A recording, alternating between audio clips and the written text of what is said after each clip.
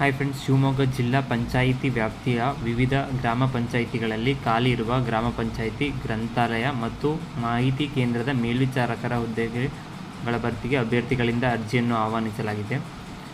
ಆಸಕ್ತ ಅಭ್ಯರ್ಥಿಗಳು ಈ ಕೆಲಸಕ್ಕೆ ಅರ್ಜಿಯನ್ನು ಸಲ್ಲಿಸಬಹುದಾಗಿದೆ. ಹುದ್ದೆಯಲ್ಲಿ ವೇತನ ಎಷ್ಟು, ಅಪ್ಲೈ ಮಾಡಲು ಕೊನೆಯ ದಿನಾಂಕ ಯಾವಾಗ ಅಂತ ಹೇಳ್ತೀನಿ. ಸೊ ವಿಡಿಯೋನ ಕಂಪ್ಲೀಟ್ ಆಗಿ ನೋಡಿ. ಇನ್ನೂವರೆಗೆ ಯಾರು ನನ್ನ ಚಾನಲ್ಗೆ ಸಬ್ಸ್ಕ್ರೈಬ್ ಆಗಿಲ್ಲ, ಮುಂದೆ ಬರುವ ಎಲ್ಲ ಸರ್ಕಾರಿ ಹುದ್ದೆಗಳ ಮಾಹಿತಿಗಾಗಿ ಈ ಕೂಡಲೇ ಸಬ್ಸ್ಕ್ರೈಬ್ ಮಾಡಿ. ಈ ಹುದ್ದೆಗೆ ಅರ್ಜಿ ಹಾಕಿರೋ ಸಂಖ್ಯೆ ತುಂಬ ಕಡಿಮೆ ಇದೆ. ಸೊ ಕಾಂಪಿಟೇಷನ್ ಕಡಿಮೆ ಇದೆ. ಸೊ ನಿಮಗೆ ಅಪ್ಲೈ ಮಾಡಿದ್ರೆ ನಿಮಗೆ ಸಿಗೋ ಚಾನ್ಸಸ್ ಜಾಸ್ತಿ ಇರುತ್ತೆ. ಸೊ ಮಿಸ್ ಮಾಡ್ದೇ ಅಪ್ಲೈ ಮಾಡಿ. ಗ್ರಾಮ ಪಂಚಾಯಿತಿ ಹುದ್ದೆ ಇದು. ನೇರ ನೇಮಕಾತಿ 2024. ಇದಕ್ಕೆ ವಿದ್ಯಾರ್ಹತೆ ಬಂದ್ಬಿಟ್ಟು PUC ಪಾಸ್ ಆಗಿದ್ರೆ ಸಾಕು, ನೀವು ಇದಕ್ಕೆ ಅಪ್ಲೈ ಮಾಡ್ಬೋದಾಗಿರುತ್ತೆ. ತುಂಬ ಜನ ಕಮೆಂಟ್ಸ್ ಬಾಕ್ಸಲ್ಲಿ PUC ಪಾಸ್ ಹುದ್ದೆಗಳ ಬಗ್ಗೆ ಮಾಹಿತಿ ಕೊಡಿ ಅಂತಿರೋ. ಇದು ಕೂಡ ಒಂದು PUC ಪಾಸ್ ಹುದ್ದೆ. ಸೊ ಮುಂದೆ ನೋಡ್ಕೊಂಬರೋಣ. ಇಲಾಖೆ ಹೆಸರು ಬಂದ್ಬಿಟ್ಟು ಗ್ರಾಮ ಪಂಚಾಯಿತಿ ಶಿವಮೊಗ್ಗ. ಹುದ್ದೆ ಹೆಸರು ಬಂದ್ಬಿಟ್ಟು ಗ್ರಾಮ ಪಂಚಾಯಿತಿ ಗ್ರಂಥಾಲಯ ಮತ್ತು ಮಾಹಿತಿ ಕೇಂದ್ರದ ಮೇಲ್ವಿಚಾರಕರ ಹುದ್ದೆ.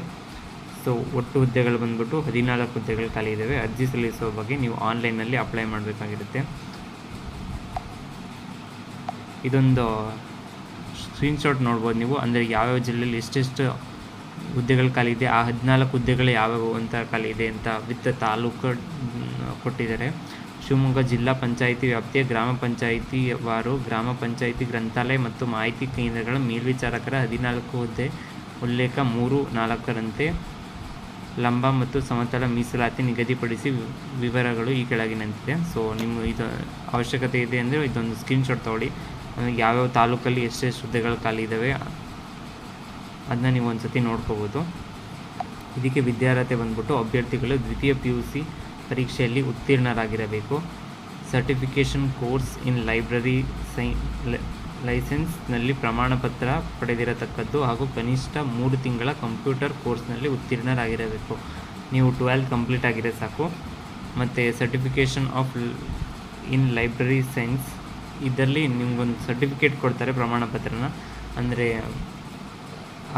ಲೈಬ್ರರಿ ಕೋರ್ಸ್ ಇರುತ್ತೆ, ಅದರದ್ದು ಒಂದು 6 ಮಂತ್ ಆ ಟೈಪ್ ಲೈಬ್ರರಿ ಸರ್ಟಿಫಿಕೇಷನ್ ಕೋರ್ಸ್, ಅದ್ರ ಮೇಲೆ ನೀವು ಅಪ್ಲೈ ಮಾಡ್ಬೋದು.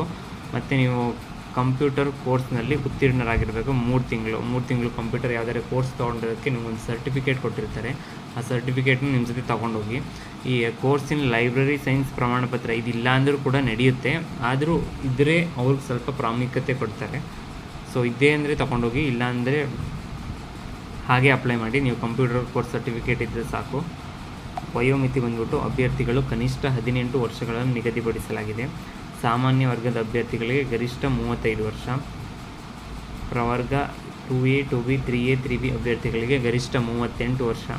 ಮತ್ತು SC/ST ಪ್ರವರ್ಗ 1 ಅಭ್ಯರ್ಥಿಗಳಿಗೆ ಗರಿಷ್ಠ 40 ವರ್ಷಗಳ ಕಾಲ ವಯೋಮಿತಿಯನ್ನು ನಿಗದಿಪಡಿಸಲಾಗಿದೆ. ನೀವು 18ರಿಂದ 35 ವರ್ಷದಿಂದ ಒಳಗಿದೆ ಸಾಕು. ನೀವು ಸಾಮಾನ್ಯ ವರ್ಗದವ್ರು ಜನರಲ್ ಮೆರಿಟ್ ಆಗಿದ್ದರೆ ನೀವು ಇದಕ್ಕೆ ಅಪ್ಲೈ ಮಾಡ್ಬೋದು. OBC ಅವರಿಗೆ 38 ವರ್ಷ, ಅಂದರೆ 3 ವರ್ಷಗಳ ಕಾಲ ವಯೋಮಿತಿ ಸಡಿಲಿಕೆ ಕೂಡ ಕೊಟ್ಟಿದ್ದಾರೆ. SC/ST ಅಭ್ಯರ್ಥಿಗಳಿಗೆ 5 ವರ್ಷಗಳ ಕಾಲ ವಯೋಮಿತಿ ಸಡಿಲಿಕೆ ಕೊಟ್ಟಿದ್ದಾರೆ. ವೇತನ ಶ್ರೇಣಿ ಬಂದ್ಬಿಟ್ಟು ಹುದ್ದೆಗಳಿಗೆ ಆಯ್ಕೆಯಾದ ಅಭ್ಯರ್ಥಿಗಳಿಗೆ ಮಾಸಿಕ 15,996ರಂತೆ ವೇತನವನ್ನು ನೀಡಲಾಗುತ್ತದೆ. ಸೊ ಸ್ಯಾಲ್ರಿ ಸ್ವಲ್ಪ ಕಡಿಮೆ ಇದೆ, ಆದರೂ ಗೌರ್ಮೆಂಟ್ ಜಾಬ್ ಆಗಿರೋದ್ರಿಂದ ಮತ್ತೆ ಮುಂದೆ ಹೋಗ್ತಾ ಇನ್ಕ್ರೀಸ್ ಆಗುತ್ತೆ. ಇದು PUC ಪಾಸ್ ಜಾಬ್ ಅಲ್ಲ, ಅದಕ್ಕೋಸ್ಕರ. ಅರ್ಜಿ ಶುಲ್ಕ ಬಂದ್ಬಿಟ್ಟು ನೀವು ಯಾವುದೇ ಅರ್ಜಿ ಶುಲ್ಕ ಇರೋದಿಲ್ಲ. ತುಂಬ ಜನ ಈ ಜಾಬ್ಗೆ ಅಪ್ಲೈ ಮಾಡೋಕ್ಕೆ ಅರ್ಜಿ ಶುಲ್ಕ ಇದಕ್ಕೆ ಹಾಕಿನೇ ತುಂಬ ದುಡ್ಡು ಹೋಗಿದೆ ಅಂತ ಕಮೆಂಟ್ ಬಾಕ್ಸಲ್ಲೆಲ್ಲ ತಿಳಿಸ್ತಿದ್ರು. ಸೊ ಇದಕ್ಕೆ ಯಾವುದೋ ಅರ್ಜಿ ಶುಲ್ಕ ಇರೋದ್ರಿಂದ ಅದರಿಂದ ನೀವು ಅಪ್ಲೈ ಮಾಡಿದ್ರೆ ನಿಮಗೇನು ಲಾಸ್ ಏನಾಗೋದಿಲ್ಲ. ಸೊ ಅಪ್ಲೈ ಮಾಡಿ. ಆಯ್ಕೆ ವಿಧಾನ: ಶೈಕ್ಷಣಿಕ ಅರ್ಹತೆಯಲ್ಲಿನ ಮೆರಿಟ್ ಮತ್ತು ರೋಸ್ಟರ್ ಮೀಸಲಾತಿ ಆಧಾರದ ಮೇಲೆ ಅಭ್ಯರ್ಥಿಗಳನ್ನು ನೇಮಕ ಮಾಡಿಕೊಳ್ಳಲಾಗುವುದು.